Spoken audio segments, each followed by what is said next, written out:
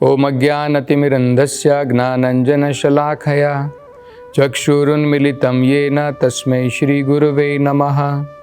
नमो ओं विष्णुपदाय कृष्णप्रेष्ठाय भूतले श्रीमते भक्तिवेदान्तस्वामिनिति नामिने। नमस्ते सरस्वते देवे गौरवाणी प्रचारिणे निर्विशेष शून्यवादी पाश्चात्य देशतारिणे। जय श्री कृष्ण चैतन्य प्रभु नित्यानंद श्री अद्वैत गदाधर श्रीवासदि गौर भक्त वृंदा।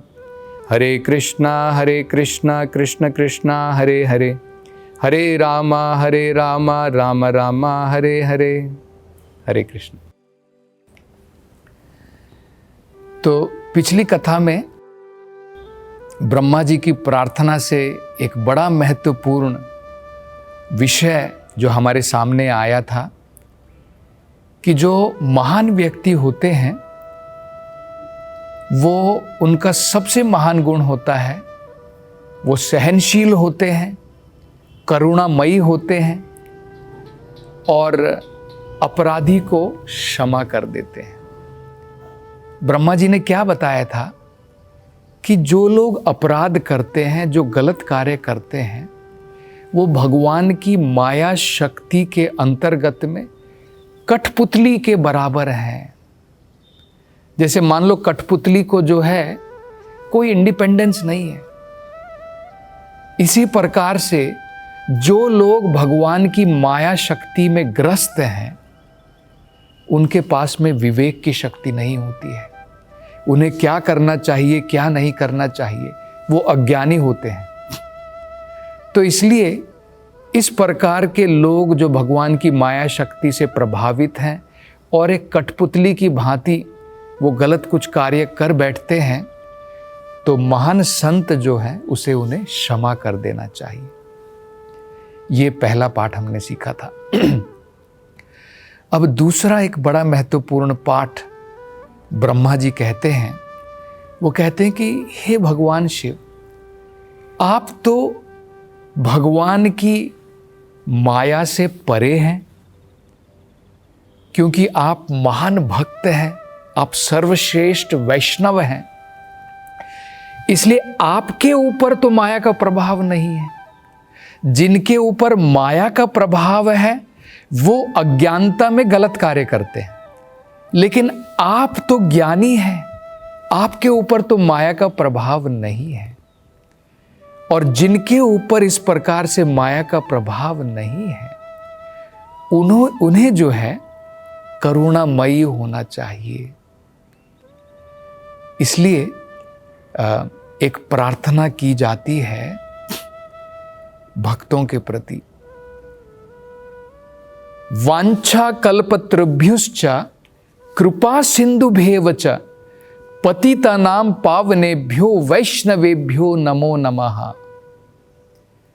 उसमें कहा है कि भगवान का जो भक्त होता है कृपा सिंधुभ्येव च, जैसे सिंधु जैसे सागर होता है, जिस प्रकार से सागर के अंदर में बहुत मात्रा में पानी होता है, आप उसको काउंट भी नहीं कर सकते हैं, इसी प्रकार से वैष्णव जो होता है उसका एक महान गुण क्या है, वो कृपा का सागर है, कृपा का सागर है। तो ये एक बड़ा महत्वपूर्ण है। और भगवान का भक्त जो है उसके ऊपर माया का प्रभाव नहीं होता है, वो अज्ञानी नहीं है, वो पूर्णतया कृष्ण भावनामृत के ज्ञान में है। ये भगवत गीता में भगवान स्वयं बताते हैं, वो कहते हैं देवी ही एष गुणमयी मम माया दुरत्तया, मेरी माया को पार करना बहुत मुश्किल है। मम माया दुरत्तया, देवी एष गुणमयी, ये जो मेरी गुणमयी माया है ये मेरी डिवाइन एनर्जी है, देविक एनर्जी है, देविक शक्ति है, इसको पार करना बहुत कठिन है। मम माया दुरत्तया, दुरत्तया का मतलब है इसे पार करना बहुत कठिन है। लेकिन भगवान ने एक उपाय बताया है, इन अज्ञानियों के लिए ये उपाय है। कि अगर ये भगवान की माया शक्ति से छूटना चाहते हैं, जैसे माया शक्ति कैसे कार्य करती है देखिए। एक आदमी शराब पी लेता है, अब नशे में वो व्यक्ति अनेकों प्रकार के गलत कार्य करता है, क्योंकि नशे का प्रभाव है, उसकी विवेक शक्ति चली जाती है। माया का प्रभाव भी इसी प्रकार से होता है। एक बार नशा कर लिया तब हमारे पास में कोई छूट नहीं है, हम क्या कर बैठे कुछ पता नहीं है। नशे में लोग कई बार जाकर के किसी को मार भी देते हैं, किसी का जो है बलात्कार भी कर लेते हैं। तो एक बार व्यक्ति नशे में आ गया तो कुछ नहीं कर सकता है, लेकिन नशे से पहले कर सकता है। नशा करना है या नहीं करना है वो उसके हाथ में है ना, ये महत्वपूर्ण है। तो नशे से अगर हम बाहर निकलना चाहते हैं, हम ये नहीं कह सकते हैं अगर व्यक्ति नशे में कुछ कार्य करता है, गलत कार्य, किसी का मर्डर कर देता है, इसका मतलब ये नहीं कि पुलिस डिपार्टमेंट उसको छोड़ देगी, उसको बोलेगी तुम नशा क्यों करते हो। तो इसी प्रकार से हमें ये समझना है, देवी एष गुणमयी मम माया दुरत्तया। भगवान की ये जो माया की शक्ति है, इससे बाहर निकलना बड़ा मुश्किल है, लेकिन भगवान ने एक सरल उपाय बताया है। ममेव प्रपद्यन्ते माया मेताम तरन्ति ते। मेरी अगर तुम शरण में आ जाते हो, माया से ऑटोमेटिकली उसको पार कर पाओगे। ममेव प्रपद्यन्ते, प्रपद्यन्ते मतलब तुम अगर मेरी शरण में आ जाते हो, माया मेताम तरन्ति, माया के सागर से बाहर निकल पाओगे। तो बड़ा सरल उपाय है।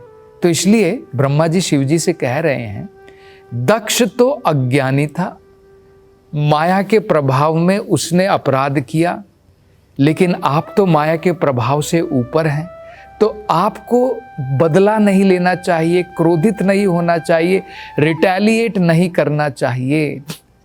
आपको इस प्रकार के व्यक्ति के ऊपर करुणा से देखना चाहिए। अगर आप ही उनके ऊपर क्रोधित हो गए तो फिर उनकी गति क्या होगी, उनका उद्धार कैसे होगा। तो ये इस प्रकार से जो है बताते हैं। तो ये भी एक बड़ा महत्वपूर्ण प्रसंग हम अपने जीवन में सीख सकते हैं। अब तीसरा वो आगे कहते हैं, ब्रह्मा जी कहते हैं कि जो व्यक्ति भगवान की माया के इस प्रकार से प्रभाव में है, वो क्या करते हैं, वो केवल इस भौतिक संसार में अपनी इंद्रिय तृप्ति के लिए कर्म करते हैं। और इनकी दृष्टि क्या होती है, इनकी दृष्टि पृथक होती है, अलग अलग होती है, इनकी दृष्टि एक नहीं है। जो व्यक्ति ज्ञानी है वो सबको बराबर देखता है, क्योंकि देखता है कि ये तो बाहर की ड्रेस है, किसी ने औरत की ड्रेस पहनी है, किसी ने आदमी की ड्रेस पहनी है, किसी ने जानवर की ड्रेस पहनी है। ये भगवत गीता में बताया है ना। जो व्यक्ति ज्ञानी होता है, पंडिता समदर्शिना, सबको बराबर देखता है, लेकिन जो अज्ञानी है उसके मन में भेदभाव है। तो दक्ष के मन में इस प्रकार का भेदभाव था, मैं उच्च हूं, शिवजी नीच हैं, मैं शुभ हूं, शिवजी जो है अशुभ हैं, मेरे पास में सब ऐश्वर्य है, शिवजी के पास में क्या ऐश्वर्य है, वो तो दीन है, हीन है। इस प्रकार से ये पृथक बुद्धि कब आती है, जब व्यक्ति अज्ञानी होता है। तो ब्रह्मा जी कह रहे हैं कि जो व्यक्ति भगवान की माया से प्रभावित है वो अज्ञानी होता है, उसकी दृष्टि भी पृथक होती है, वो अनेकों प्रकार के अपराध भी करेगा और अपनी इंद्रिय तृप्ति के लिए लोगों के ऊपर अनेकों प्रकार के अपशब्द भी कहेगा। इस प्रकार का व्यक्ति, ब्रह्मा जी कह रहे हैं, इस प्रकार का व्यक्ति भगवान के काल के द्वारा पहले ही मर गया है, उसको दोबारा मारने की क्या जरूरत है। बड़ा महत्वपूर्ण है। देखिए, जो व्यक्ति भौतिकतावाद में डूबा है, जो व्यक्ति केवल इंद्रिय तृप्ति मात्र कर रहा है जानवरों की भांति, जिस व्यक्ति के चेतना में समानता की दृष्टि नहीं है, जो पृथक भाव से देखता है अज्ञानता के कारण, तो इस प्रकार का व्यक्ति जो दूसरों से ईर्ष्या करता है, ये भी एक महत्वपूर्ण लक्षण है भौतिकतावाद लोगों का। अगर कोई आगे बढ़ रहा है, अगर कोई प्रगति कर रहा है, इमीडिएटली उसके मन में ईर्ष्या की भावना जागृत होती है। हेट्रेड, एनवियसनेस, इस प्रकार की भावना जो है जागृत होती है। वो क्या करता है? वो देखता है कि इस व्यक्ति को ये आगे बढ़ गया है, इसको खींच करके वापस जमीन पर पटक दूं, दोबारा जहां पर था वहीं पर वो वापस आ जाए। ये हेट्रेड होता है। भगवान का भक्त क्या करता है? देखिए, महात्मा, उसके लक्षण क्या होते हैं? जब वो देखता है कि दूसरा व्यक्ति प्रगति कर रहा है, वो प्रेरणा लेता है। अरे, इस व्यक्ति ने इतनी प्रगति की, मैं और अत्यधिक प्रगति करूंगा, भगवान की संतुष्टि के लिए और अत्यधिक कार्य करूंगा। तो दोनों में बड़ा अंतर होता है। तो ब्रह्मा जी कह रहे हैं कि इस प्रकार का व्यक्ति, वो तो ऑलरेडी मर गया है काल के द्वारा। क्यों मर गया है? क्योंकि इस प्रकार का व्यक्ति जो देह से इतना आसक्त है, केवल शरीर के बारे में सोचता है, वो केवल चिंतामग्न है। वो चिंतामग्न है। आपने वो कहावत सुनी होगी ना, हिंदी में कहावत है, चिंता चिता के समान है। तो जो आदमी केवल चिंता में अपना जीवन बिता देता है, वो तो ऑलरेडी मर चुका है। तो ब्रह्मा जी कह रहे हैं, भला उसको दोबारा मारने की क्या जरूरत है? तो ये भी एक बड़ा महत्वपूर्ण पाठ जो है हम ब्रह्मा जी की प्रार्थना के द्वारा समझ सकते हैं। अब आगे ब्रह्मा जी जो है निवेदन करते हैं कि ये जो कुपंडित थे, इन कुपंडितों ने, इन कुब्राह्मणों ने आपको जो है यज्ञ में भाग लेने के लिए आमंत्रित नहीं किया। ये सरासर गलती उन्होंने की। तो वो यज्ञ अभी भी अधूरा है।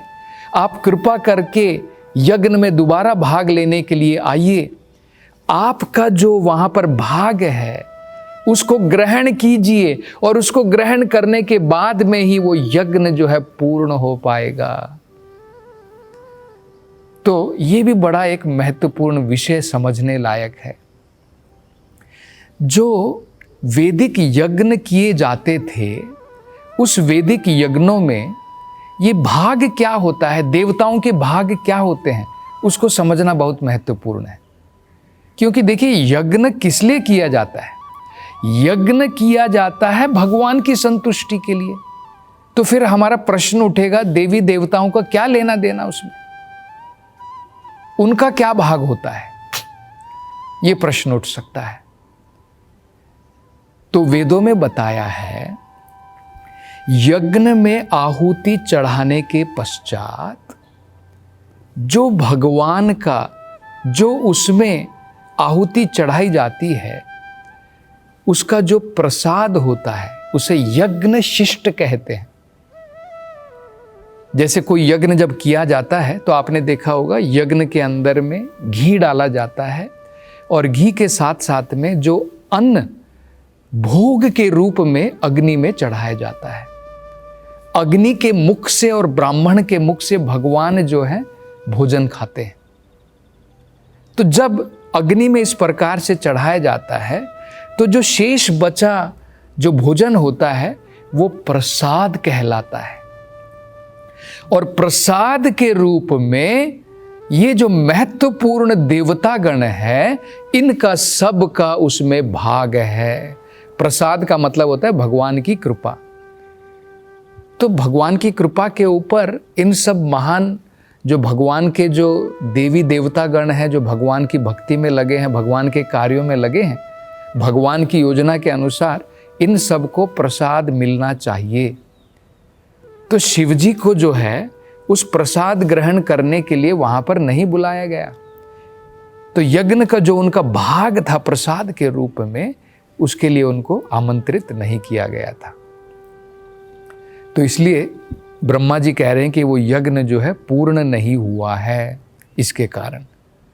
तो आप कृपा करके आप वहाँ पर सभा में वापस आइए।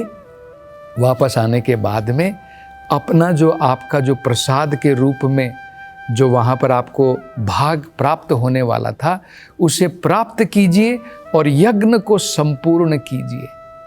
और उसके पश्चात मैं आपसे प्रार्थना करता हूँ, ब्रह्मा जी प्रार्थना कर रहे हैं शिव जी से कि जो इस यज्ञ करने वाले थे दक्ष, और जिनको अब मृत्यु प्राप्त हो चुकी है, अपनी कृपा के द्वारा उन्हें दोबारा जीवित कर दीजिए। दूसरा वो कहते हैं भगा जो देवता था और पुषा जिसके दांत चले गए थे, उनको जो है उनके जो अंग चले गए थे उनको वापस दे दीजिए। और जो बाकी देवता गण थे और जो भी वहाँ पर पुरोहित थे, जिनको आपकी जो सेना वहाँ पर आई थी, उन्होंने जो है अनेकों प्रकार से घायल कर दिया था, आपकी कृपा के द्वारा आप दोबारा उन्हें जो है उनके अंग प्रदान कर दीजिए।